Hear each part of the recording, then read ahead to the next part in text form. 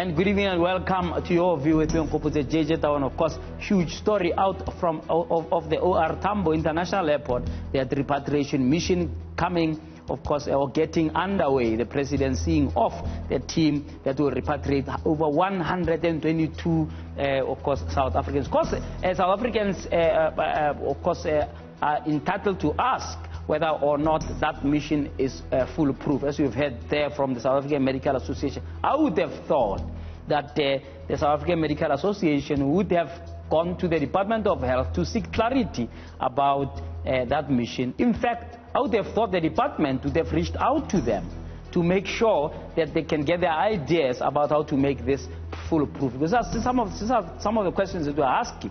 We're asking whether or not the 21 days, the magic number 21, is that enough? Or could somebody, just start showing symptoms on the 25th day when they've already been released from the quarantine? But of course, as she correctly was saying, we need to give the department and the authorities involved the benefit of the doubt. And we wish that team out in OR Tambo all the best. And of course, all the South Africans out in China, all the best as they make their way home. And I think what's important is which all of us should be prayerful about the mission, as well as take our hearts out to them to make sure that everything goes well. We tend to be too negative, not unjustifiably so, given all of the mess that's happening all over the show. I mean, later on tonight we're talking about the health system in general, right? Can it cope with this kind of thing? If there was a real epidemic, a breakup like we're seeing in Italy, would our system cope? And so some health professionals coming around the table on the round table at 10 o'clock to just try to make us understand. Of course, we'll also try and see whether we can cross to our reporter at OR Tambo to just get a sense of what's happening. So that's coming up a little later in the show. But I wanted to talk, as it's Business Tuesday, about what I spoke a little about last week, the patriotic nature of our business, right? And I think that, and I'll be asking Sandile Zungu, who's the BBC president, at the top of the next hour, what he thinks of this and whether or not this is an exaggerated thing, to get a sense that there's a lot in business, a lot of business leaders, corporations, associations, etc., who are simply not interested in being a part of the solution to the problems of this country. I mean, today, for example, the Competition Commission, after an inquiry, after chasing down, the likes of Vodacom and MTN and Cell C, right? Only now they are slashing the prices of data. And if you think about it, think back, how long ago did we get the movement data must fall? I mean, I'm sure it's 4 years ago. It had to take a government institution, right, the Competition Commission, who are doing sterling and brave work, to crack the whip on the likes of Vodacom, who are making billions from our people. I'm sure there can be a company that's making more money than the Vodacoms and the MTNs of this world in this country. They are swimming in cash. But of course, the little person was the last thing on their minds. Even as they cut the 30% data cost, they are saying, no, we'll cut it only for prepaid. What for? The ones who are paying contract, who are loyal, who every month even have stop orders that take that money with whether you like it or you don't. No, those ones are not going to get a discount. Maybe they've already gotten their discount. But it shows you that the reluctance of it all. And the CEO, with a straight face, just tell us that, no, it's not because of the inquiry. Then why didn't it happen 4 years ago? Why did it happen after the inquiry? And then you come and tell us, like you are idiots, that no, it's not because of the inquiry. Of course, at the back of that same conversation, that Vodacom is still there to pay one of their former employees money due to him over the please call me greed of Vodacom. And we don't call these companies by name, man. We're happy to call ministers by name, everybody else. But when it comes to the companies with dilly-dally, because they've got big pockets where they can shut people up and sue, we're saying Vodacom is greedy, it's a greedy corporation. And they've proved it today. By actually agreeing to cut those costs by 30%, it means that for all this time, they have overcharged by at least 30% their own customers who are loyal to them, who are responsible for them to make the billions that they are making. Anyway, take a listen at what he had to say, the CEO of Vodacom, to Kathy Motlatana a little earlier. Why did it take this inquiry to finally get operators like yourself to act? Well, I think, firstly, it's important to note that it's not because of the inquiry that this is happening. We've been bringing prices down. Last year, we passed 2 billion rand of benefits through to consumers in cutting out-of-bundle data rates. This year, we were planning to deal with the with monthly data pricing as well. But I think what it has done, instead of going into a fight with the Competition Commission, fundamentally what the Commission was saying is that prices in South Africa are too high and must come down. We agree. We agree that prices need to come down. We are bringing prices down. But also, we've been, we're on record as saying for prices to drop faster, spectrum has to come. And I think what's encouraging this year is that it looks like finally we will get access to spectrum.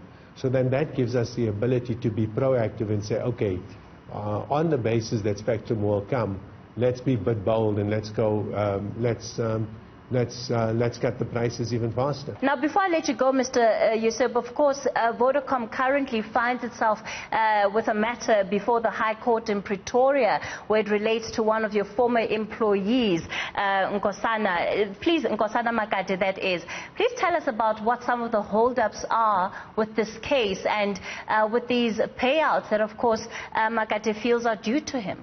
So what the Constitutional Court ruled is that that Vodacom and Mr. McCarthy should negotiate, and if they can't reach agreement, that the CEO should make a final determination.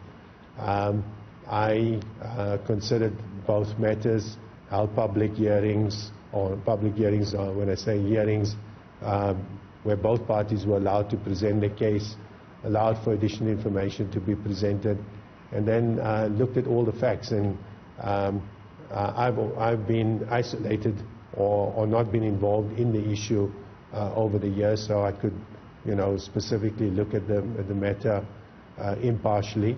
I then made an award to Mr. McCarthy, which was quite a big sum of money, and he doesn't feel that that's enough, so he's going back to court. Yeah. I had a chat earlier on, last week actually, with the Competition Commissioner on the issue of this data must fall. And it is clear, and I agree with him on what he had to say, that whether spectrum or not, the costs of data are high. Vodacom is an international company.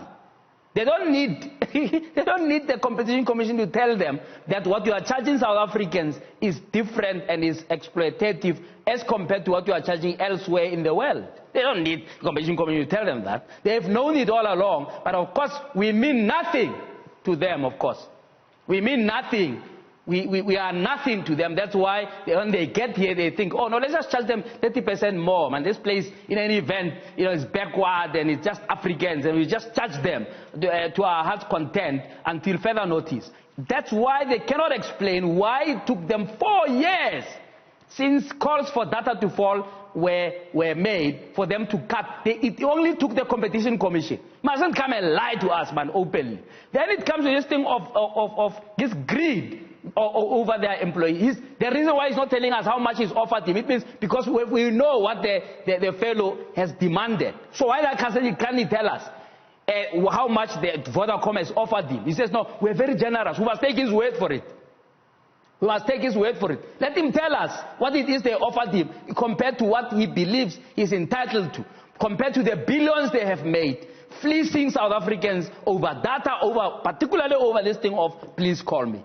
It's actually disgusting what's happening with corporate South Africa. And we don't tell them, that's my problem. Because they have got big pockets and so on. We don't tell them. Look at Standard Bank. They were in a hurry. They were the first in the queue to send money to China. But no, there's coronavirus in China. Let's send money there. Are they first in line? How much money have they given to Tembisa Hospital? I was sitting earlier on, I was saying, they're saying Tembisa Hospital, one of the worst hospitals that are here, where they don't even have a computer system to tell you who's in the hospital. But it's one of the ones where corona is going to be treated. I said, God help us. Standard Bank must go and build a corona quarantine place there. They gave China 800 million rand. Let's see how much they're going to give to the South African government to do work around corona. Because it's all hypocrisy, man.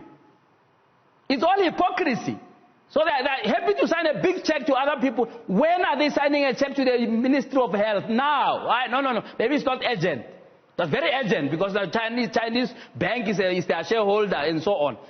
You know, it's like a head of state there. When there was a crisis out in Paris a few years ago, where journalists were mowed down in one of the publications there, they were busy running to France, pledging all sorts of things. There are 200 girls who are stuck in the forest somewhere in Nigeria. Have you had this head of state raising this as an emergency? It's been 5 to 6 years. No. They have to show off on the international stage. Just this Sunday, despite what the Competition Commission has pronounced on this construction mafia, there has been little or no action by the NPA, little or no action by the South African police. In fact, that paper reports that over 10 meetings were cancelled with the police commissioner to deal with the construction mafia. Of course, Tatana Times put that on the back page somewhere, in the middle of the business section where nobody reaches reading on Sundays.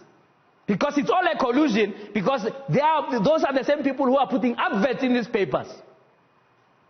Our business sector is bloody corrupt, it's irritating, and it's unpatriotic. And we need to make sure they spend their time proving us wrong about it. But just those 3 examples show you.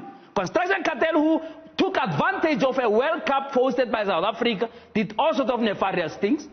Then you got this Vodacom and MTNs of this world who just like PR, but when it comes to the nub of the issue are simply dishonest corporate citizens.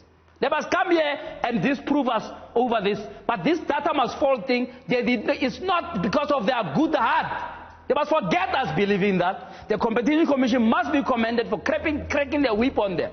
Then they come and say, oh, it's because now we know that Spectrum is coming. Who had ever said Spectrum wasn't coming?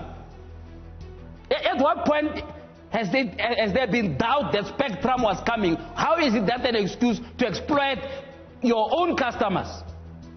Yeah, man. Anyway, at the bottom of this hour, we talk to the chairperson of the MISA, Tabane, who tells me about e-skilling and what they are doing. And of course, we're also going to cross to the OR Tambo International Airport to talk to Cindy Suetwala to tell us a little bit of what's been going on out there as the rescue mission, the repatriation mission is about to go underway. Stay tuned.